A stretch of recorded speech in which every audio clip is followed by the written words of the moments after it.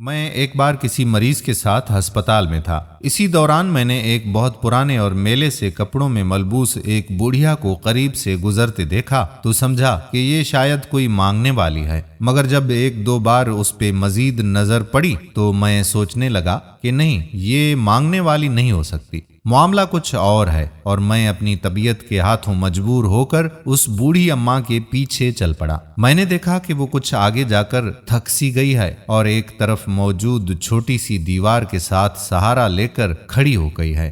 میں جلدی سے اماں کے قریب ہوا اور سلام کرتے ہوئے پوچھا کہ اماں کہاں جا رہی ہو؟ اماں نے آنکھوں پہ ہاتھ رکھ کے میری طرف دیکھا اور کہنے لگی کہ میرا بیٹا یہاں ہسپتال میں داخل ہے، اس کے لیے چائے لینے جا رہی ہوں۔ میں نے کہا اماں آپ اتنی بزرگ ہو چکی ہیں، ساتھ کسی اور کو لے آتی، آپ کہاں اتنی مشقت کرتی پھریں گی؟ ہم جیسوں کے لیے مسلسل آنا جانا بہت مشکل ہوتا ہے، آپ تو بہت تھک جاتی ہوں گی۔ اماں ایک عجب سے انداز میں مسکراتے ہوئے بولی، نہیں بیٹے، میں نہیں تھکتی، وہ میرا بیٹا ہے نا، اگر میں ہی تھک گئی تو اسے کون سنبھالے گا؟ اور دوسرا ہمارا اور کوئی ہے بھی نہیں، صرف ہم دو ماں بیٹے ہی ایک دوسرے کا سہارا ہیں۔ میرا جی بھر آیا اور میں نے کہا کہ اماں آپ واپس جائیں اپنے بیٹے کے پاس، میں چائے لے کر آتا ہوں اور آپ کو پہنچا دیتا ہوں۔ اماں شاید واقعی تھک چکی تھی، انکار نہ کر سکی اور اپنے میلے سے آنچل کے پلو سے بندھے پیسے کھولنے لگ گئی۔ میں نے فوراً کہا نہیں اماں آپ رہنے دیں، میں چائے لے کر آتا ہوں، بس آپ دعا کر دینا۔ اماں مجھے دعائیں دیتی ہوئی واپس اپنے بیٹے کی طرف چل دی اور میں چائے لینے کے لیے چلا گیا۔ میں جب چائے لے کر واپس پہنچا تو دیکھا کہ اماں کا بیٹا کسی طرح بھی 50 سال سے کم عمر کا نہیں لگ رہا تھا اور بیماری کی وجہ سے وہ اپنی ماں سے بھی بوڑھا لگ رہا تھا۔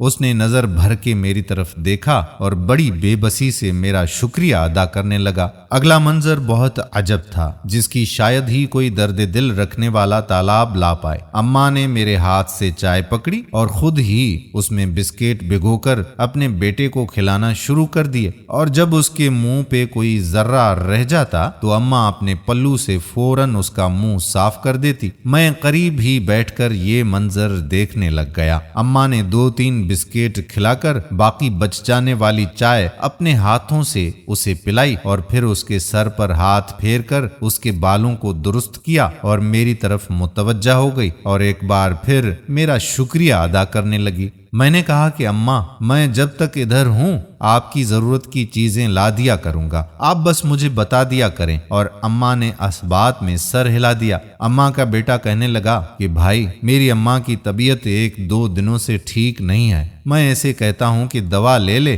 یہ مانتی ہی نہیں ہے، آپ ہی سے سمجھا دیں۔ اماں یہ سنتے ہی فوراً تڑپ سی گئی اور مجھے کہنے لگی کہ بیٹے اس کی باتوں پہ کان نہ دھرو، یہ یوں ہی بولتا رہتا ہے، اب اگر تھوڑی بہت طبیعت خراب ہو بھی جائے تو کیا بندہ دوا لینے دوڑ پڑے؟ اور اگر ڈاکٹر نے کوئی بڑی بیماری بتا دی تو میں اپنے بچے کو کیسے سنبھال پاؤں گی؟ اور ساتھ ہی اپنے میلے سے آنچل سے اپنی خشک آنکھوں میں امڈ آنے والے آنسو پونچھنے لگ گئی۔ میں تو بس ایک ہی بات جانتا ہوں کہ جب لفظ ماں آ جائے تو پھر باقی سب فرق ختم ہو جاتے ہیں، کہ وہ خس و خاشاک پہ بسنے والی ماں ہے یا بنگلوں اور محلات میں رہنے والی ماں ہے، بلکہ یہ بھی فرق ختم ہو جاتا ہے کہ وہ ماں انسان ہے یا انسانوں کے علاوہ کسی اور مخلوق میں سے ہے۔ ماں بس ماں ہی ہوتی ہے۔ دوستو اگر اس طرح کے مجبور اور لاچار خاندان آپ کے سامنے بھی ہیں تو ان کی مدد ضرور کریں۔ اس کے لیے آپ بھی کسی ہسپتال چلے جائیں، آپ وہاں دیکھیں گے کہ ایسے لاچار آپ کو بہت سارے ملیں گے۔ آج یہ عہد کر لیں کہ آپ کسی ایسے لاچار خاندان کی مدد ضرور کریں گے، یہ مدد قیامت کے دن آپ کے لیے بہت زیادہ فائدہ مند ہوگی۔ اللہ تعالیٰ تمام ماؤں کو صحت مند رکھے، ہنستا مسکراتا رکھے، آمین ثم آمین یا رب العالمین۔ دوستو اگر ویڈیو پسند آئی ہو اور آپ کا ضمیر آپ کو اجازت دے تو اس ویڈیو کو زیادہ سے زیادہ شیئر کیجیے گا۔ آنے والی ویڈیو تک آپ کا اپنا میزبان قادر بخش کلہوڑو آپ سے اجازت چاہتا ہے۔ اپنی دعاؤں میں یاد رکھیے گا۔ اللہ حافظ۔